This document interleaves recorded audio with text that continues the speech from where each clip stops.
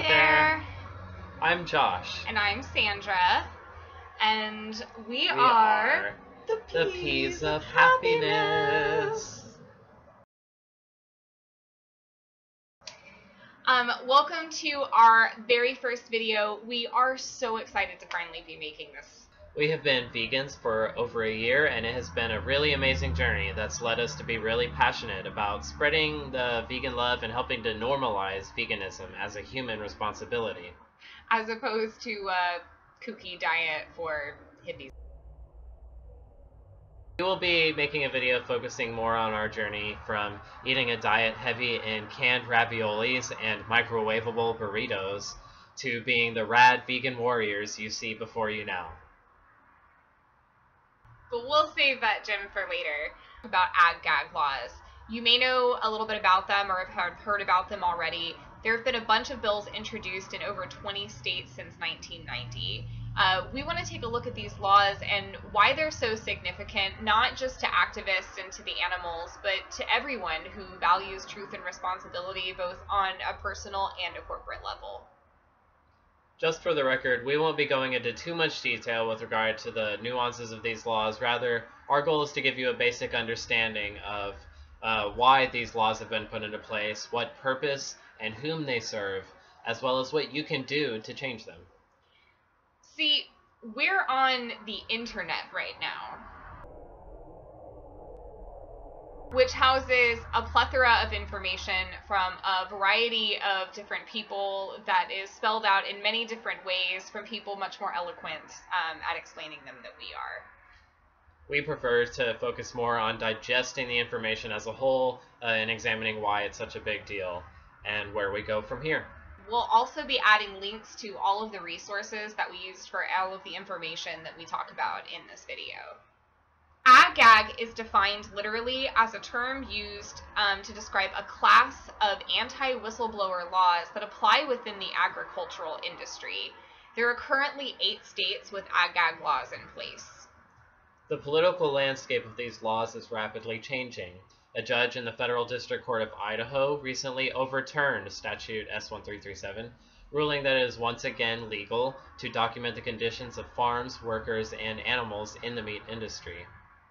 While in North Carolina, as of January of this year, House Bill 405 has gone into effect, allowing business owners to sue people who take photos, video, or collect any other data from their property without their consent, making it more difficult to expose poor conditions for animals and workers alike.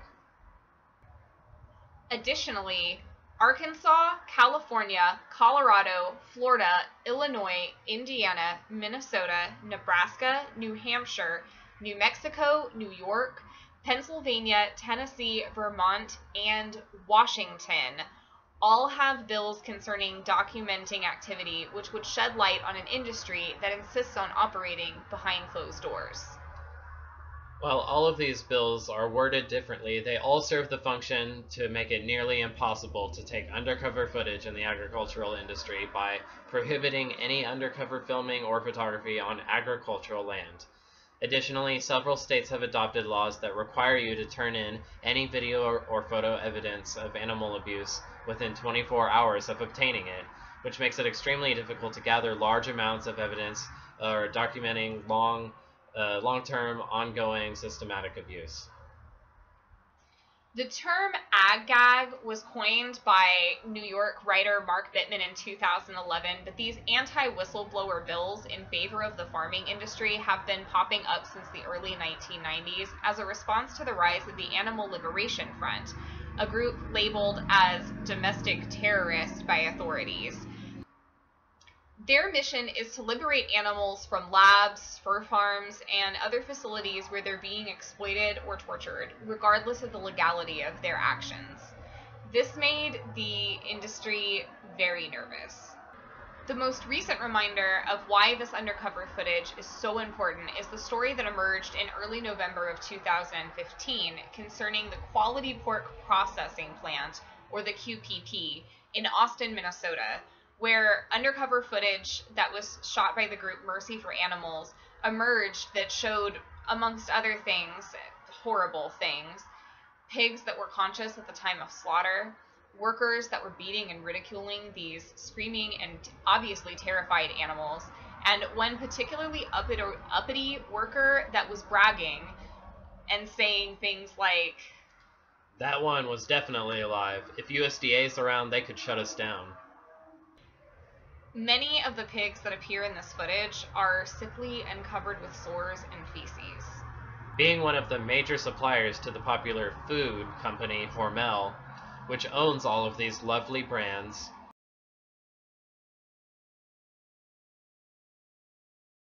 when people saw this video, they lost it. How could that be happening with such a reputable company? Why isn't somebody doing something? Even USDA spokesman Adam Tarr said this: "The actions depicted in the video are under review are completely unacceptable. And if we can verify the video's authenticity, we will aggressively investigate the case and take the appropriate action."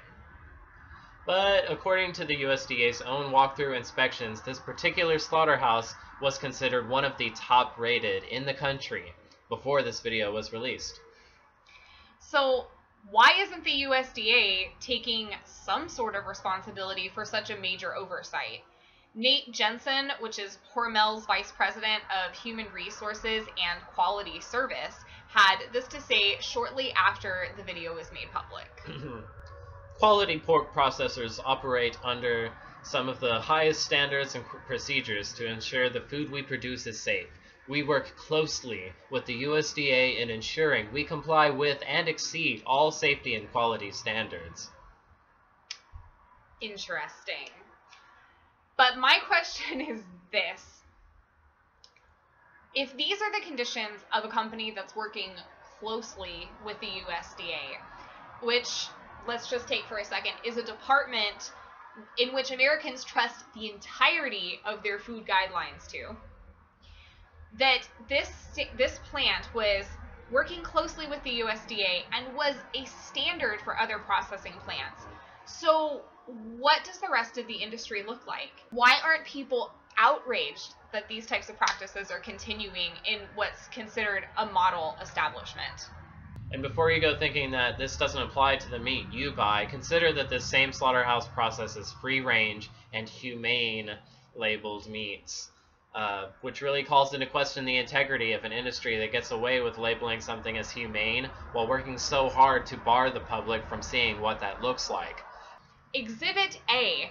This is just one example of the rhetoric that's used to sugarcoat the real conditions of the industry. This is a direct quote from Hormel's own website. And forgive me if I read this like an early 20th century capitalist. "For more than 120 years, Hormel Foods has focused on treating animals humanely, simply because it's the right thing to do. We incorporate industry-leading animal care practices throughout the production process to produce the highest quality products. We perform our animal care practices by monitoring the best scientific data available, utilizing new technologies, and incorporating years of hands-on experience. This allows us to have a consistent, measurable, and successful animal care program.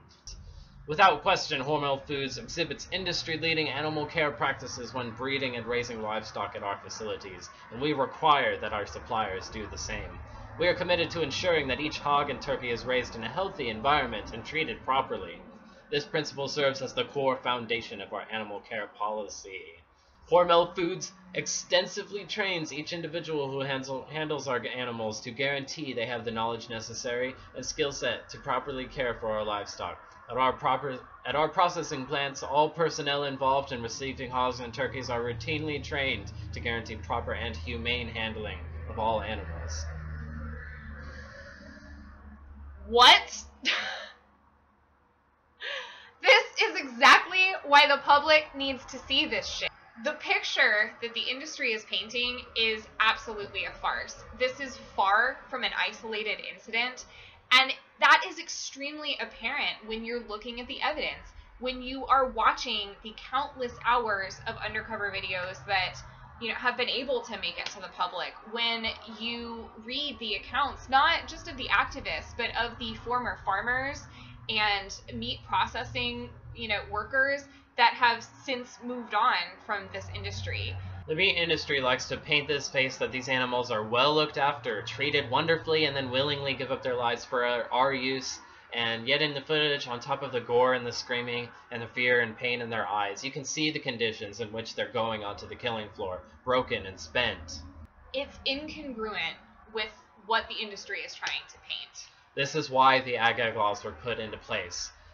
The industry fears that if people actually see how their food was made and what their dollar funds every time they buy a cheeseburger or a gallon of milk, they would be revolted, and this $186 billion a year industry would crumble.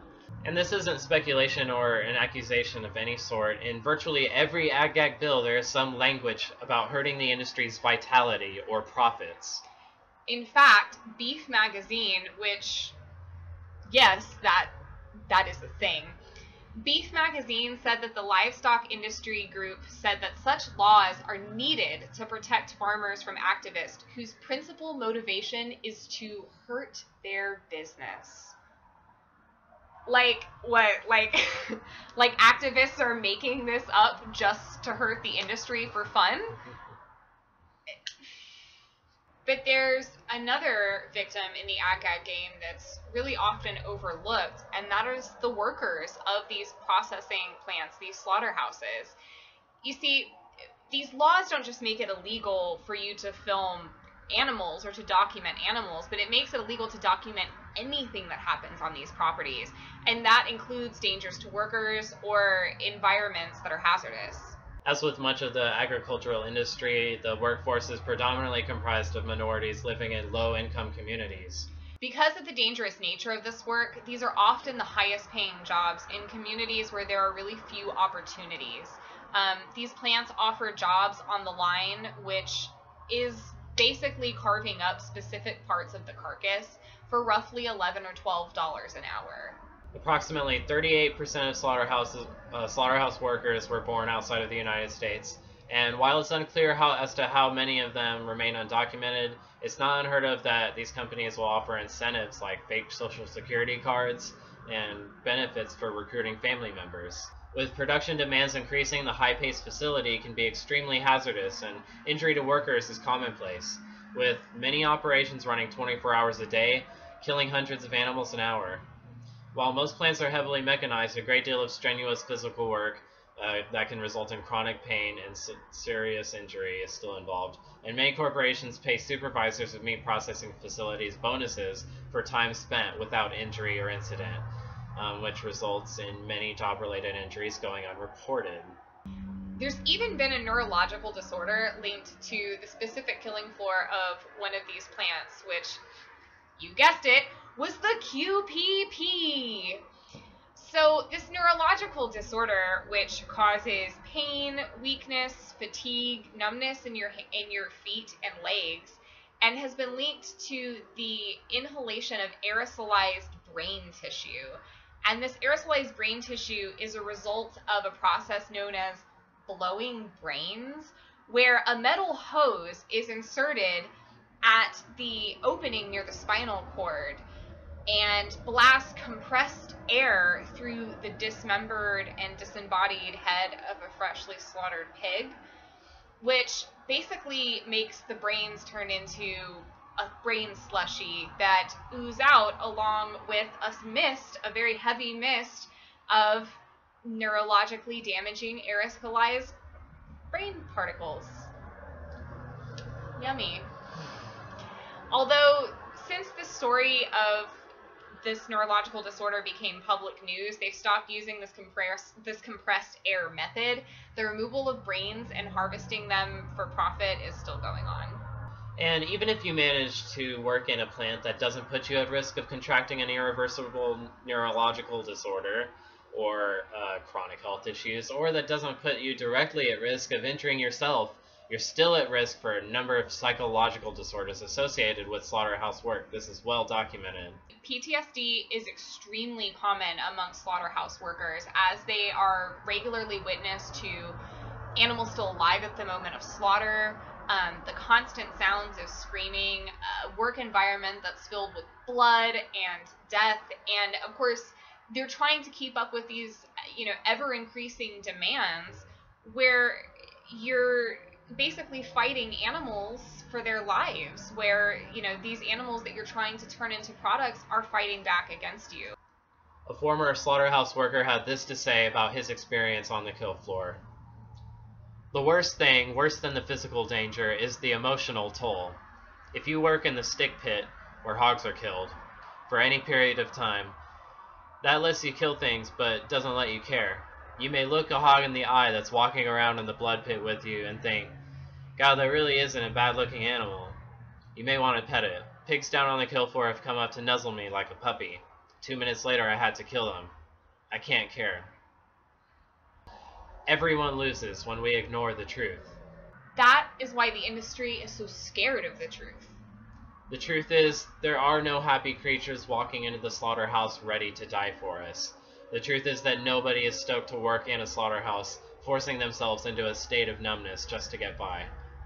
There is only this industry that is under threat of losing their power if the truth gets out that the meat industry isn't humane for the animals or the humans involved, isn't healthy, isn't necessary, and isn't sustainable.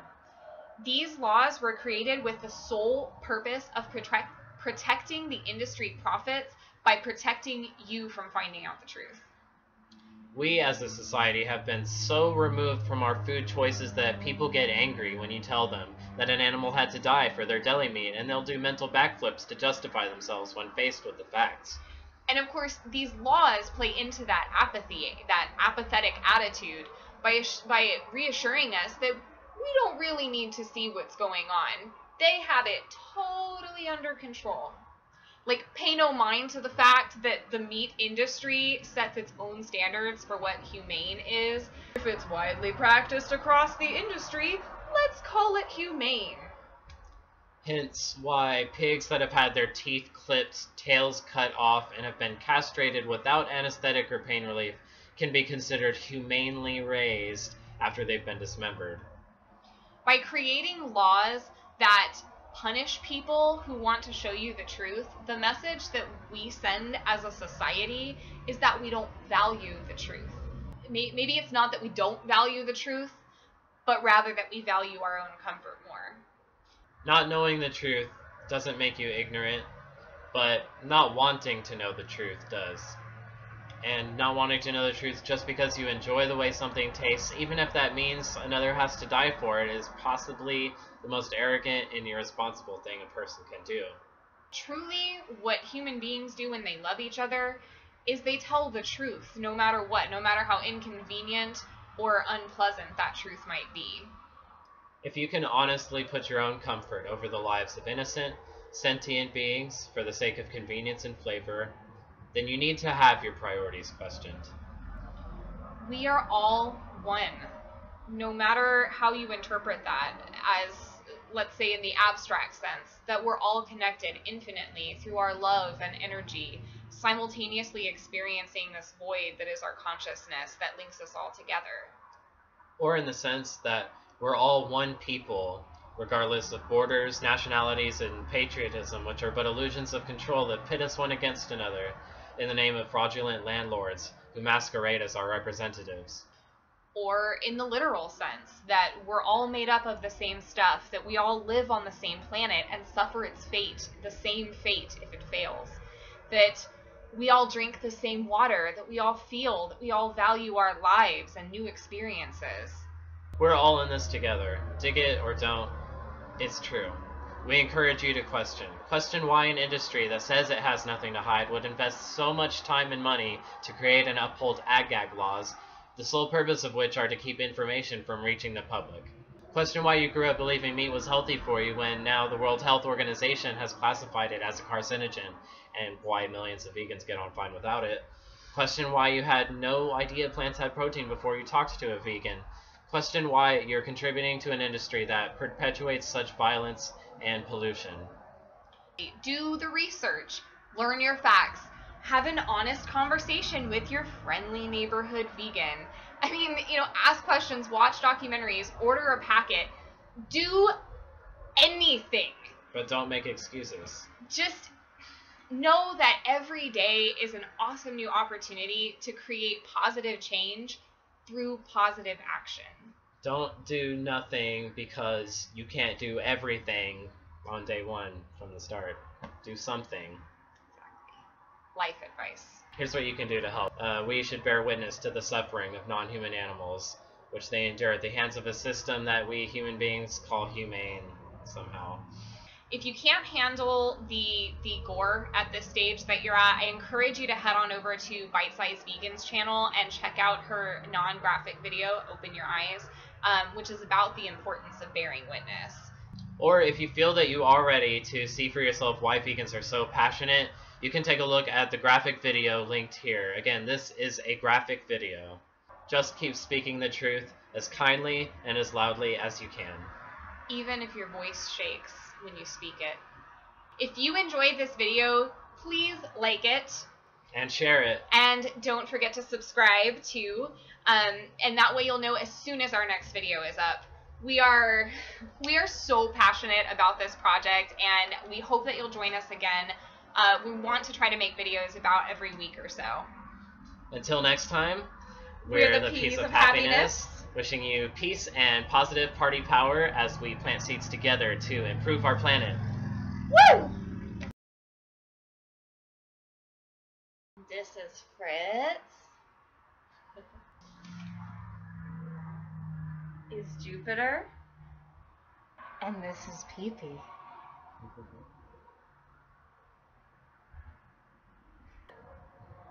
Until next time, we're the Piece of Happiness. Wishing you. How are we gonna do that? Okay. We're the Piece of Happiness. We didn't any. Okay, ready? Ready? No, I'm not. Let me start it. Smile at the camera. Okay, we're gonna do it. We're just gonna be looking hysterical. Until next time, No. We're the Piece of Happiness. I'm not Wishing ready. you peace and positive party power as we plant seeds together to improve our planet.